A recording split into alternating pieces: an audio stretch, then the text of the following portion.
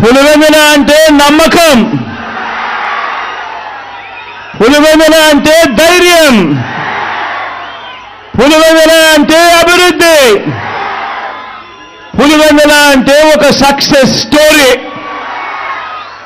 పులివెందుల ఓ విజయ గాథ. ఇది ఇక మీదట కూడా కొనసాగే విజయ గాథ. కరువు ప్రాంతంగా ప్రయాణాన్ని ప్రారంభించి ఎక్కడో కృష్ణానది, ఆ కృష్ణానది నీళ్లు ఈరోజు మన పులివెందుల్లో కనిపిస్తూ పులివెందుల అభివృద్ధి బాటలో ఇవాళ పరిగెత్తా ఉంది అనంటే, ఈ అభివృద్ధికి ఈ మార్పులకు మూలం నా తండ్రి, ఆ మహానేత, మనందరి ప్రీతమ నాయకుడు, ఆ దివంగత నేత మన వైఎస్ఆర్ గారు. నాన్నగారైతే ఆయన వేసిన 2 అడుగులకు తోడు మీ జగన్ మరో 2 అడుగులు ముందుకు వేసింది ఈ 58 నెలల కాలంలోనే అని చెప్పి కూడా సగర్వంగా సవినయంగా తెలియజేస్తా ఉన్నా. పులివెందులలో ఏముంది అని ఒకప్పుడు అడిగితే, పులివెందులలో ఏమి లేదు చెప్పండి అని చెప్పి ఇవాళ తిరిగి అడిగే స్థాయికి ఈ పట్టణాన్ని, మన నియోజకవర్గాన్ని మార్చుకుంటూ ప్రతి అడుగు వేశాము. రాబోయే రోజుల్లో ప్రతి అడుగు వేస్తాము కూడా.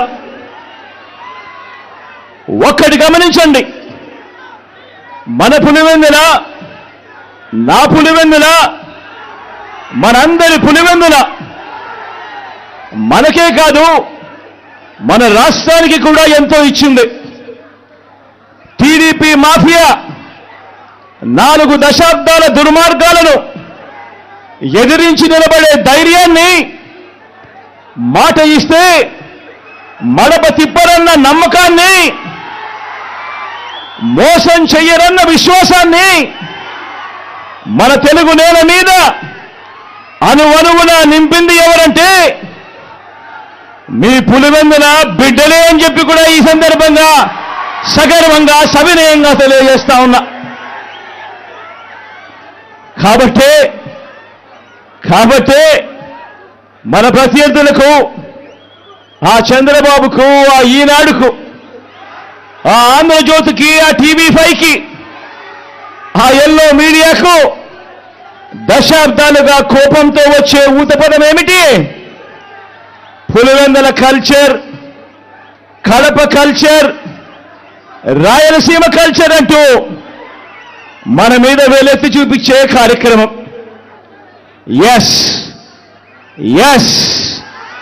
మన కల్చర్, మంచి చేయటం మన కల్చర్, మంచి మనసు మన కల్చర్, మాట తప్పకపోవడం మన కల్చర్, బెదిరింపులకు లొంగకపోవడం మన కల్చర్. పులివెందులను తెలుగు సీమ అభిమానించింది, నమ్మింది, కలిసి నడిచింది. ఇలా రాష్ట్రంలో ప్రతి ఒక్క గ్రామంలోనూ ఈ పులివెందుల, మన కడప, మన రాయలసీమ మంచితనం, మాటకు నిలబడే గుండె ధైర్యం అర్థమయ్యింది. కాబట్టే ఓ వైఎస్ఆర్, ఓ జగన్ను ప్రతి మారుమూల గ్రామంలో కూడా అభిమానించే వాళ్ళు ఈరోజు ప్రతి గ్రామంలోనూ కోట్ల మంది ఈరోజు కనిపిస్తా ఉన్నారు.